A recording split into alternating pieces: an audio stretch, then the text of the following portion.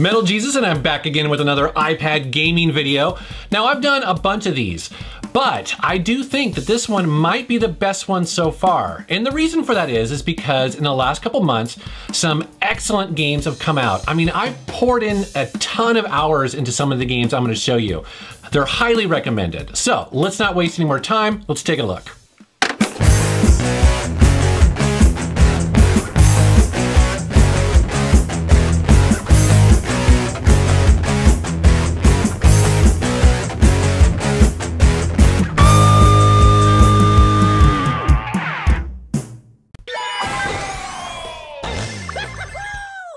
So I'm gonna start off with Joe Danger Touch. Now this game is gonna sound familiar to gamers who also own a PlayStation 3 or maybe Xbox. This downloadable arcade racing game was extremely popular on those systems. However, developer Hello Games has now built this new mobile version from the ground up with touch controls, yet it stays true to the original game. You play as Joe Danger, this wacky stunt guy who races and tricks his way through colorful tracks, collecting coins, pulling off the perfect stunts, and always trying to come in first place. Thankfully, this game has tight controls. For instance, you will swipe backwards to do a wheelie, or maybe you'll tap a barrier that happens to get into your way, or you can hold down your finger to crouch, or if you are jumping in the air, you can flip your finger to do like a quick spin for some extra points. Joe Danger Touch is a great example of a developer bringing over their popular franchise to touchscreens, but not trying to force traditional controls on the player, and it just makes the game better. This game is awesome, I really love it. The Room by Fireproof Games recently won a bunch of video game awards, including Apple's Game of the Year award for 2012, and it's clear to see why. This is a really well-made physical puzzle game wrapped up in this kind of sci-fi mystery. And it's up to you in this room with this really weird box to figure out exactly what is going on. Now, I'll be honest, I actually suck at most puzzle games. I mean, I love them, I'm just not very good at them. I get stuck all the time. And the reason for that is because, you know, typically they involve some sort of wacky solution, like, I don't know, like you wrap duct tape around a hamster and a bottle rocket, and then you launch him across the room and you hit a button that makes the coffee maker drip onto the floor, a dog comes in, licks it up, starts wagging his tail because he's got the jitters, and it triggers the television. I mean, it's just weird, you know, non-logical stuff. And I'm not very good at that. So the reason why I mention it is because the room and the puzzles in this game are right up my alley. I mean, I rarely got stuck in this game. It just seemed like everything was so logical, so mechanical, and it was just a joy to solve these puzzles. Now, of course, the other thing you're gonna notice right off the bat is just how beautiful this game looks. I mean, the puzzle box, it just looks so real, so beautiful when you're swiping and pinching and zooming. It's just like you're controlling the room and the box. It's really, really neat. Okay, I know that this game called 10 Million may not look like much, but let me assure you that this is one of the most addictive games I have ever played on my iPad. Okay, seriously, there was a point when I first got this game that I could barely be bothered to eat, hang out with my wife, or even take bathroom breaks. It's incredibly addictive. So the premise of this game is pretty simple. You are stuck in this castle and you can't escape until you get a score of 10 million. So it's pretty easy. And it mixes a couple different genres. It's very old school, dungeon crawly, RPG, and then it has this match 3 element to it. Now, the way the game works is every day you get up in the morning and you cruise down into a randomly generated dungeon. And the way it works is you basically run down the dungeon until you run into an object. Sometimes that is a chest, sometimes that's an enemy, sometimes that's a door to unlock the next area.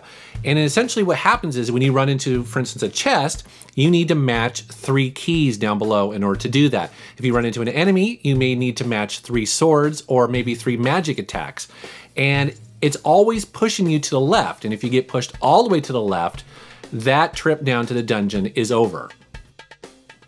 Now, what makes the game so brilliant and addictive is that even when you are not doing well, even whenever you only play for maybe 20 or 30 seconds, you're always gaining experience and the tools needed to upgrade your character.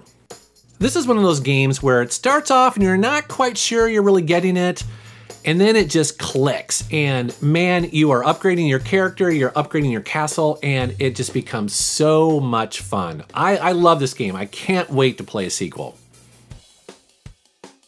The You Don't Know Jack series, back in the mid-90s, was some of my favorite trivia games on the PC. They're so funny, so wacky, and now I get to play them on my iPad. If I were to offer a clone of Mila Kunis called Millie Kunis, how much smaller than the original should she be? This is a trivia game with attitude starring the smart-ass Master of Ceremonies, Cookie Masterson. No, I'll get this. The prefix Millie denotes a factor of 1,000th. Millie Kunis would have gotten her start on the TV sitcom That .0070 Show. Cookie is hilarious as he guides you through different questions, including classics like Dis or Dat, Jack Attack, gibberish questions, and even new surprises specifically for the iPad version. The trivia ranges from everything from music to movies, current events, pop culture. It's all mixed into You Don't Know Jack. The game is free to download, and then they allow you to play one free game a day while building up coins to unlock more games, or you can just purchase the ability to play anytime you want. There's also an option to connect it with your Facebook account so you can play along with friends and compare high scores. Raiden Legacy is a 4-title compilation from the popular vertical shoot-'em-up arcade series. The original Raiden, Raiden Fighters 1 and 2, and Raiden Fighters Jet are all included in this one download. You get 15 ships, 2 difficulty levels, the ability to turn auto-fire on or off, plus it's fully arcade compatible. Now, an interesting thing happened when this first came out. The game's really fun, the graphics are great, it plays pretty well, but the initial reviews and the feedback was that the controls were a little sluggish, and actually the developers listened and released a new free patch for the game that allows a new fast touch mode based on that user feedback. This greatly improves the control and response of the game and kind of puts it more in line with other shooters on the iPad, like some of the cave shooters like Bug Princess. If you are a Raiden and a shmup fan, this is an awesome game to get and a really good deal. Fans of endless running games have been really excited to learn that Temple Run 2 just recently came out. But you know what? I actually think that Pitfall by Activision is a better game. Now, both of these games are very similar. You're in a jungle and you are constantly running, and your whole objective is to swipe up and down and control your character on the screen and have them survive as long as possible. There are obstacles to jump over, there are obstacles to slide under, but this game actually goes an extra step and sometimes changes the perspective on you, which is a really neat little option. And there's giant scorpions, there's also snakes. It's actually pretty fun. And if you get far enough, you actually will jump into a minecart, and then the game changes to where you're on rails trying to barely survive. There's a lot of variety in this game. Now, again, it's very similar to Temple Run, but I think this game does it really well, and I believe it's free, but there are in-app purchases.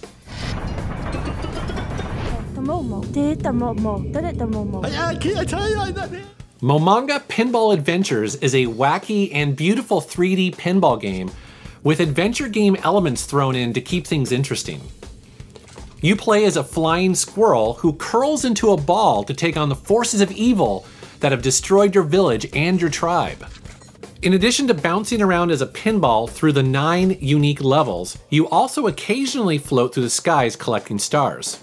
Then you battle your enemies, unlock gates, knock down walls, and you even have the occasional boss fight. There are 45 challenges, plus Game Center support and leaderboards and achievements. This is a pretty cool game for people who are pinball fans, but also looking for something kind of cool and unique. Super Hexagon is the kind of game where I think initially you look at it and you're just like, this seems impossible. And sometimes it is, but it's incredibly addictive.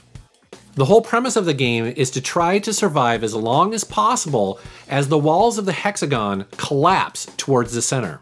Now, you don't want to get stuck in the wall, and success is measured in fractions of a second.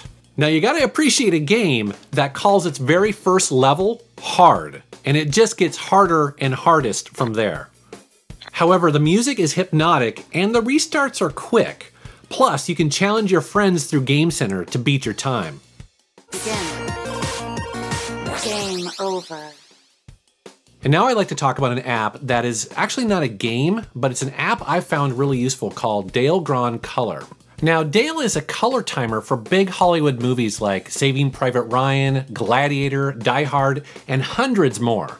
He's the guy that ultimately makes the rich colors in those movies look the way they do on the screen. So this app helps you learn how to manipulate colors in photos by giving you tutorials as well as project photos to work with.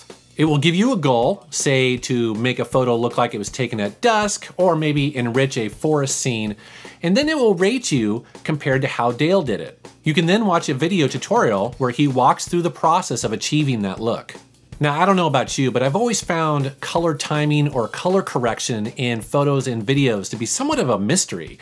And so this is a really cool tutorial to just kind of get in there and learn the basics all the way up to advanced and really kind of get a grasp from a master as to how it should be done. So that's just some of the games you should be playing on your iPad and iPhone. Now, like I mentioned in the Raiden review, sometimes games when they first come out, they may have problems. Maybe there's control issues or other sort of negative feedback that they get based on reviews. And often developers will pay attention to that and release free updates, which is a really cool part of the App Store. I really like that.